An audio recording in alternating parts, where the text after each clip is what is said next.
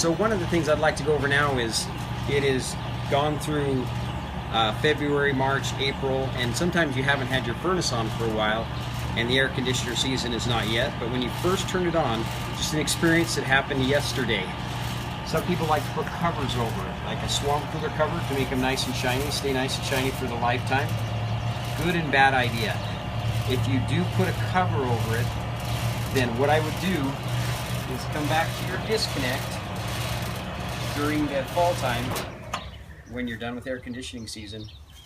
Take it, flip it over. It has an off position and an on position on most of these. Put it in so that what happens when you have a cover over it, somebody comes home, like one of the kids or whatever, doesn't realize there's a cover over it. It's springtime, you're not here, it's hot in the house, they turn it on. What happens to a cover, or what happens to the unit when there's a cover on it? It's trying to exhaust all this heat.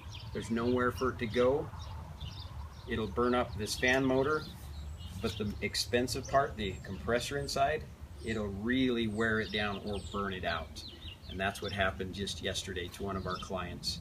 Is one of the kids came home from school, flipped it on, didn't realize it, didn't notice it, and now she has to buy a new unit. So in order to prevent that, flip this over so that in case somebody does do it, it's a great idea, good safety precaution if you want to keep your unit shiny. I don't cover mine because I don't want that to happen accidentally, because I'm not home very much. I'm out fixing people's air conditioners all the time. So the other thing to do is change your filter, because it's been probably a couple, 3 months, because the heater and the furnace hasn't been on and the air conditioner not yet. So go down there, take it out, change your filter, then come out here, look at the condition of the outside of this, make sure it is clean. This one is clean. This one, again, usually has a bunch of vines that get stuck in it, and you just pulling out so you have the best airflow. You've got grass growing up in them, you've got trees growing in them. Get rid of all that, and then get a hose and squirt with a hose down, down, down. If there's any dust buildup and gunk buildup that happens, especially if you're in an area that the wind kind of swirls and it sticks to it.